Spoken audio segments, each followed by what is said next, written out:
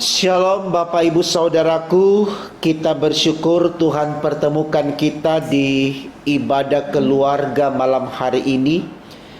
Tentu itu adalah anugerah dan berkat dari Tuhan buat saudara dan saya.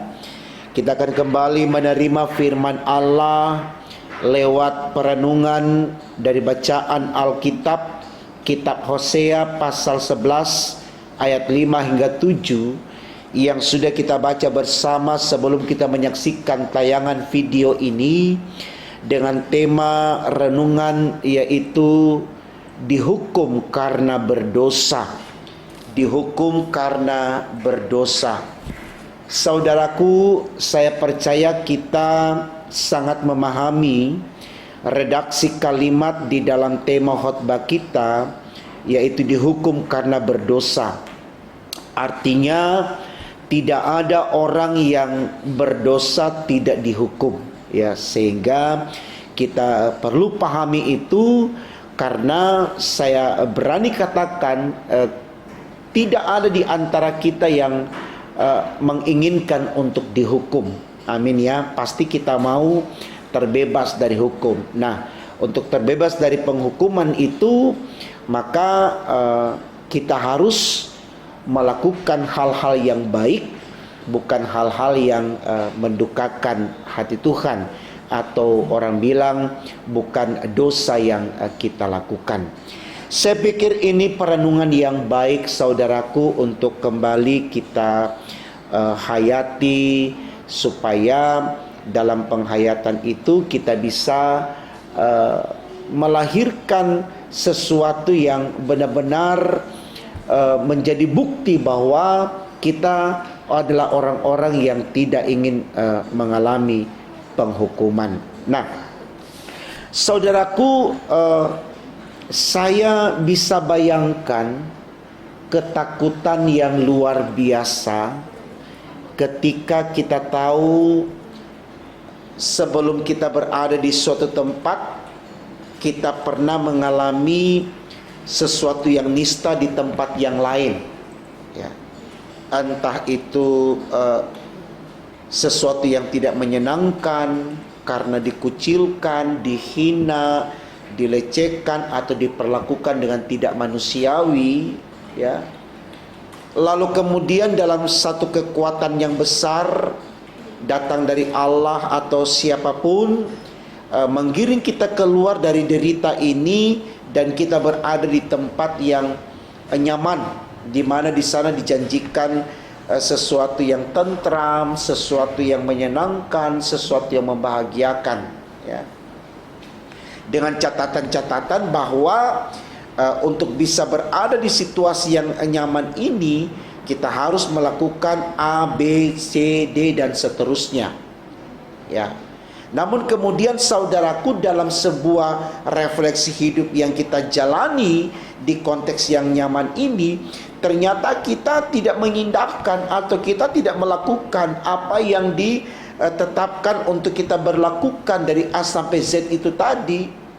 Maka tentu kita akan kembali digiring untuk masuk kepada konteks di mana kita mengalami sesuatu yang tertindas, teraniaya secara batin dan fisik.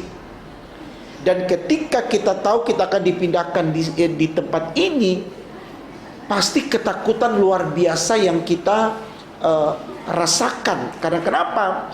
Karena kita akan tahu bahwa kita akan lagi dianiaya di sini. Nah, saya pikir ini baik untuk menjadi satu refleksi perenungan bagi kita saudaraku, supaya ketika kita sudah ditempatkan di zona yang nyaman dan aman, tidak lagi berada dalam tekanan dan seterusnya, kita jaga ini. Karena yang saya pastikan saudaraku, ketika di zona nyaman ini atau di tempat yang nyaman ini diberlakukan sesuatu yang harus kita lakukan, bukan sesuatu yang sulit, bukan. Kenapa? Kenapa saya katakan bukan sesuatu yang sulit? Karena di sini pasti kita cuma diarahkan untuk bagaimana bersikap baik, menjadi orang yang sopan santun, orang yang tidak sombong, orang yang tidak tinggi hati, orang yang tidak suka mencela, dan menyebarkan isu-isu yang tidak benar. Saya pikir ini sesuatu yang mudah, saudaraku. Ya, hanya kita bisa mengendalikan lidah kita, mengendalikan emosi kita, kita mengontrol diri kita dengan sebaik-baiknya. Ini bukan sesuatu yang sulit.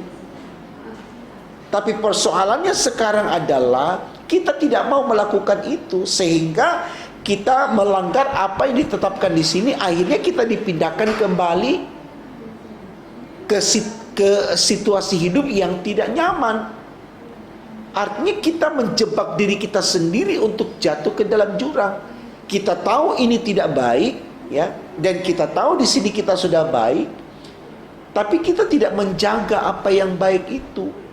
Hanya karena mungkin, ya, kita masih dikuasai dengan kedagingan kita. Nah, saya mau katakan, saudaraku, untuk kita bisa bertahan di tempat yang nyaman ini, ya, dan kita bisa melakukan poin demi poin yang ditentukan di sini untuk menjadi syarat supaya kita bisa bertahan di sini, itu hanya bisa kita lakukan kalau kita punya iman kepada Allah. Karena iman kita itu membuat kita dekat dengan Allah. Dan kalau kita dekat dengan Allah, itu menjadi kekuatan bagi kita untuk bisa melakukan apa yang diminta di konteks ini, sehingga kita tidak harus diantar kembali ke konteks yang penuh dengan nista dan derita ini. Saya pikir ini baik, saudaraku, untuk kita renungkan supaya kita mulai membekali diri kita dengan iman di dalam Kristus, supaya itu menjadi kekuatan kita untuk membuktikan kemampuan kita di dalam menjalani kehidupan ini seturut dengan kehendak Allah. Nah, kisah ini yang mau diangkat di dalam bacaan kita dari Hosea 11 ayat 5 sampai 7, saudaraku. Bagaimana Israel yang sudah dituntun oleh Allah keluar dari derita di Mesir, dengan tujuan mereka ada di zona yang nyaman aman supaya mereka tidak lagi diperbudak, dianiaya dan seterusnya. Dengan catatan mereka harus menyembah Allah. Dan menyembah Allah di sini, saudaraku, mereka tidak harus mengeluarkan energi yang seperti mereka keluarkan keringat pada waktu disuruh kerja paksa. Mereka hanya diminta memuji Tuhan, berdoa, rajin baca Alkitab. Saya pikir kalau dibandingkan dengan di Mesir, ini sulit sekali. Mereka harus bangun pagi-pagi, harus picakan batu, pikul batu dan seterusnya. Di sini tidak, saudaraku. Tapi mengapa mereka tidak bisa melakukan apa yang Tuhan minta untuk berbuat baik, tidak sombong, rajin berdoa, baca firman Allah dan seterusnya? Karena mereka tidak bergaul akrab dengan Tuhan. Mereka mengabaikan Tuhan. Malah mereka mencari Tuhan yang lain. Ya, bacaan kita yang lalu-lalu katakan mereka menyembah patung. Dampaknya apa? Akhirnya mereka kembali mengalami penderitaan. Kita lihat bagaimana mereka protes Musa. Ya, dikatakan kepada Musa, Musa, mengapa kamu membawa kami keluar dari Mesir? Bawa kami kembali ke Mesir. Biar kami diinjak, ditendang di sana, tapi kami dikasih makan daging. Bayangkan. Ya, mereka hanya berpikir hidup itu dengan makanan. Ini sesuatu yang menarik, saudaraku, untuk kita renungkan. Kerap kali kita berpikir bahwa kita hidup, kita makan itu untuk hidup. Artinya kalau kita nggak punya makan, kita tidak hidup. Ingat, firman Allah sudah katakan apa, saudaraku? Manusia tidak hanya hidup dari roti saja, tapi dari kasih karunia Allah.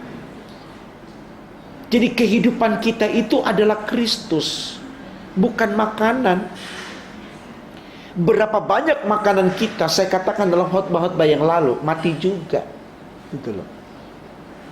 Jadi tidak menjawab. Makanan yang kita punya itu bisa membuat kita hidup selama-lamanya. Malah banyak orang mati karena makanan. Makan terlalu enak dan setiap hari cepat mati juga dan seterusnya. Jadi serahkan hidup kita ke dalam tangan Tuhan. Bangun iman kita di dalam Tuhan. Itu kekuatan kita, saudaraku, untuk bisa mencapai akhir dari kehidupan ini, yaitu sorga. Jadi ini sederhana sekali, saudaraku, bagaimana kita menghindari hukuman Allah. Berbuat baiklah. Jangan jadi orang yang sombong, jangan jadi orang yang angkuh, jangan jadi orang yang jahat. Berbuat baiklah, ya. supaya kita terhindar dari hukuman Tuhan. Itu yang Tuhan minta dari kita. Selamat membuktikan saudaraku, Tuhan Yesus menyertai dan memberkati kita selalu. Amin.